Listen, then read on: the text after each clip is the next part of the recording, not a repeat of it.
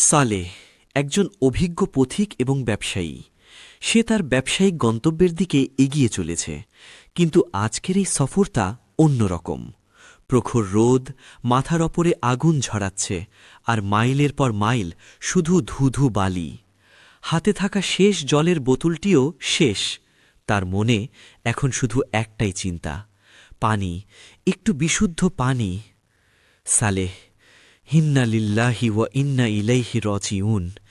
এ কেমন পরীক্ষা! হে আল্লাহ, আমি তোমার ওপর ভরসা করি, তাওয়াক্কুল করি। তুমিই পথ দেখাও, আমার জন্য এই কঠিন পথ সহজ করে দাও। সালে হাঁটা থামাল না। তাওয়াক্কুলের শক্তি তাকে সামনে ঠেলে নিয়ে যাচ্ছিল। হঠাৎ দূরের টিলার কাছে তার চোখে পড়ল একটি ধূসর কাঠামো, একটি পুরনো কূপ, যেন মরুভূমির মাঝে আল্লাহর এক বিশেষ রহমত। কিন্তু কূপের কাছে পৌঁছনোই যেন আরও কঠিন পরীক্ষা। সে দ্রুত কূপের কাছে গেল, কিন্তু কাছে গিয়ে তার বুক কেঁপে উঠল। কূপটি গভীর, আর জল তোলার জন্য নেই কোনো দড়ি বা পাত্র। এই মুহূর্তে তার কাছে থাকা চামড়ার ব্যাগটিও কাজে আসছে না। তীব্র তৃষ্ণা সত্ত্বেও পানি না পাওয়ার যন্ত্রণা তাকে আবার হতাশ করল। সালেহ কষ্টের শ্বাস ফেলে, এত কাছে এসেও পারলাম না। আল্লাহ, আমি তো সবরের চেষ্টা করছি, কিন্তু এভাবে কেন পরীক্ষা নিচ্ছ? সে কূপের পাড়ে ক্লান্ত হয়ে বসে পড়ল। যখন সালেহ প্রায় আশা ছেড়ে দিয়েছে, তখনই সে দেখল দূরের টিলার আড়াল থেকে একজন বৃদ্ধ হেঁটে আসছেন, হাতে কুড়াল, কাঁধে কাঠ। মনে হল তিনি বহু বছর ধরে এই অঞ্চলেরই বাসিন্দা। সালেহ একটু অবাক হল, এত মরুভূমির মাঝে এই বৃদ্ধ কেন? সালেহ, আসসালামু আলাইকুম চাচাজান। বৃদ্ধ কাঠুরে ধীরে ধীরে, ওয়ালাইকুমুসসালাম। কি হয়েছে যুবক, এত ক্লান্ত দেখাচ্ছে কেন? তুমি কি এই কূপের কাছে কোনো কিছুর জন্য অপেক্ষা করছ? চাচাজান, আমি চরম তৃষ্ণার্ত। আল্লাহর রহমতে এই কূপের কাছে পানি পেয়েছি, কিন্তু কূপটি এত গভীর যে জল তোলার কোনো উপায় নেই। আমার কাছে দড়ি বা বালতি কিছুই নেই। এত কাছে এসেও আমি যেন হতাশ হয়ে যাচ্ছি। ও যুবক, হতাশ হয়ো না। তুমি তো বললে তুমি আল্লাহর ওপর তাওয়াক্কুল করো। তাওয়াক্কুল কি শুধুমাত্র কথা দিয়ে হয়, নাকি কাজের মাধ্যমে তা প্রমাণ করতে হয়? তোমার সর্বশক্তিমানের উপর আস্থা আছে, অথচ একটি কূপের সামনে এসে তুমি এমনভাবে ভেঙে পড়ছ। শোনো যুবক, আল্লাহ আমাদের তাওয়াক্কুল করতে বলেছেন, তবে হাত গুটিয়ে বসে থাকতে বলেননি।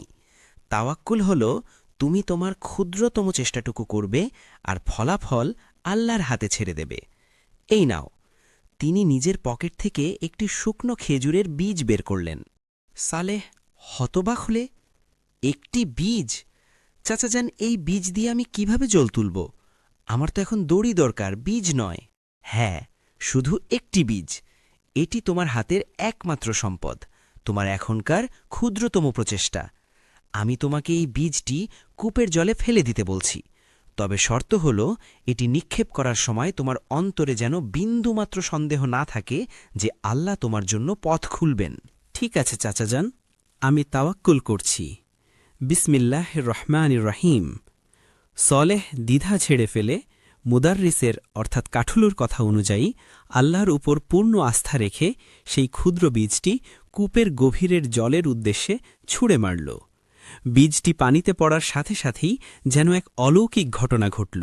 দেখলে যুবক, বীজটি কিন্তু তোমার তৃষ্ণা মেটায়নি, মিটিয়েছে তোমার আন্তরিক প্রচেষ্টা এবং আল্লাহর উপর তোমার দৃঢ় বিশ্বাস। তাওয়াক্কুল হল আন্তরিক প্রচেষ্টা প্লাস আল্লাহর উপর পূর্ণ বিশ্বাস। আলহামদুলিল্লাহ, আমি আজ আমার জীবনের সবচেয়ে বড় শিক্ষা পেলাম চাচাজান। জাযাকাল্লাহু খাইরান। চাচাজান, আপনি আমার জীবন বাঁচিয়েছেন এবং আমাকে ঈমানের আসল শিক্ষা দিয়েছেন। আমি আপনাকে সামান্য কিছু দিতে চাই। আপনি কি আমার এই সামান্য উপহার গ্রহণ করবেন? এতে কিছু দিরহাম আছে। ধন্যবাদ যুবক। আল্লাহর পথে যা কিছু করা হয় তার পুরস্কার তো আল্লাহই দেবেন। আমার পুরস্কার আমি পেয়ে গেছি যখন দেখলাম তুমি আল্লাহর উপর পূর্ণ আস্থা রেখেছ। আমার কোনো উপহারের প্রয়োজন নেই।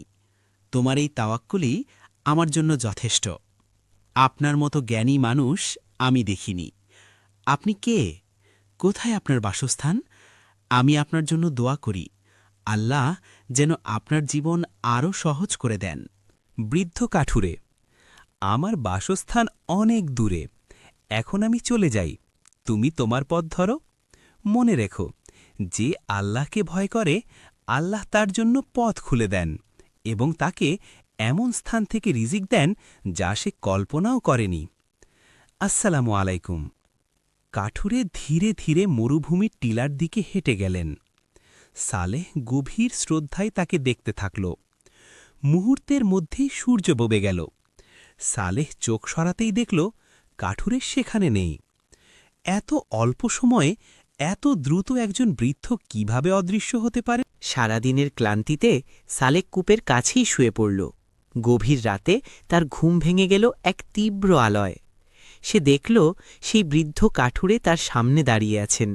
তবে এবার তিনি সাধারণ জীর্ণ পোশাকে নন, তিনি ছিলেন শুভ্র উজ্জ্বল পোশাকে। তার চোখ থেকে যেন নূর বের হচ্ছে। সালে, আপনি আপনি কে? বৃদ্ধ কাঠুরে, আমি তোমার শিক্ষক মুদাররিসের পাঠানো এক দূত মাত্র। তোমার মুদাররিস জানতে চেয়েছিলেন তার প্রিয় ছাত্রের তাওয়াক্কুল কতখানি গভীর। মনে রেখো, আল্লাহ মাঝে মাঝে এমন সব পরীক্ষার মাধ্যমে তার বান্দাদের ঈমান যাচাই করেন। তুমি আজ পাশ করেছ, তোমার ব্যবসায়িক পথের সব বাধা দূর হবে ইনশাল্লাহ। আলো নিভে গেল। সালেহের ঘুম ভাঙল ভোরের আজানের শব্দে। সে দ্রুত অজু করে ফজরের নামাজ আদায় করল। তার হৃদয়ে এখন কোনো ক্লান্তি বা হতাশা নেই, আছে শুধু অসীম সাহস আর আল্লাহর ওপর এক গভীর তাওয়াক্কুল। সে জানে তার পরীক্ষা শেষ হয়েছে, এবার সফলতার পথে এগিয়ে যাওয়ার পালা। সেই রাতের পর সালেহ আর কখনও পিছনে ফিরে তাকায়নি। আল্লাহর উপর দৃঢ় তাওয়াক্কুল এবং নিরলস পরিশ্রমের ফলে তার ব্যবসায় অভাবনীয় বরকত এসেছিল। সে এখন শহরের একজন সফল এবং সৎ ব্যবসায়ী, কিন্তু এই প্রাচুর্য তাকে আল্লাহর পথ থেকে এক বিন্দুও সরায়নি। তার মনে এখনও সেই কাঠুরে এবং তার পরীক্ষার স্মৃতি অম্লান। আমার সব সফলতা ওই এক রাতের পরীক্ষার ফল।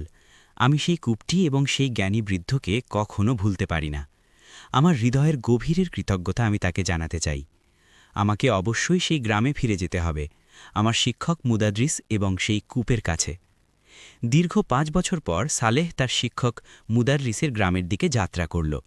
তার হাতে ছিল মুদাররিসের জন্য আনা মূল্যবান উপহার এবং তার রাজ্যের শ্রেষ্ঠ খেজুরের বীজ। দীর্ঘ 5 বছর পর সালেহ তার শিক্ষক মুদাররিসের গ্রামের দিকে যাত্রা করল। তার হাতে ছিল মুদাররিসের জন্য আনা মূল্যবান উপহার এবং তার রাজ্যের শ্রেষ্ঠ খেজুরের বীজ। আসসালামু আলাইকুম ওরহমতুল্লাহ উস্তাদজি, আপনার সাদিক এসেছে। ওয়ালাইকুম আসসালাম ওরহমতুল্লাহি ওয়াবারকাতুহু। সাদিক, আমি জানতাম একদিন তুমি ফিরবেই। তোমার চোখে এখন আর কোনো হতাশা নেই, তুমি আল্লাহর পরীক্ষায় পাশ করেছ। বসো। উস্তাদজি, আমি কৃতজ্ঞতা জানাতে এসেছি। আপনি যে শিক্ষা দিয়েছিলেন, আমানতদারিতা, তাওয়াক্কুল এবং সবর, তাতেই আমার জীবন বদলে গেছে। সেই রাতে মরুভূমিতে সেই কূপের ধারে যিনি এসেছিলেন, তিনি কি আপনিই ছিলেন, নাকি আপনার পাঠানো কোনো দূত? মুদাররিস। সাদিক, কে ছিল সেই বৃদ্ধ তা জানার চেয়ে গুরুত্বপূর্ণ হল তুমি তোমার ঈমানকে চিনতে পেরেছিলে। যখন তুমি বীজ নিক্ষেপ করেছিলে, সেটা ছিল তোমার ক্ষুদ্র চেষ্টা, আমল। আর দড়িবালতি পাওয়া ছিল আল্লাহর পক্ষ থেকে বরকত ও রিজিক, বারাকা। মনে রাখবে, আল্লাহ তার মুমিন বান্দাকে সাহায্য করার জন্য অদৃশ্য মাধ্যম তৈরি করে দেন। তুমি শুধু সৎ থেকো আর তাওয়াক্কুল রেখো। এই কথাগুলো সাদিকের হৃদয়ে চিরস্থায়ী হয়ে গেল। সে বুঝল দুনিয়ার সবচেয়ে বড় সম্পদ হল ঈমান, আর সবচেয়ে শক্তিশালী হাতিয়ার হল সবর এবং তাওয়াক্কুল।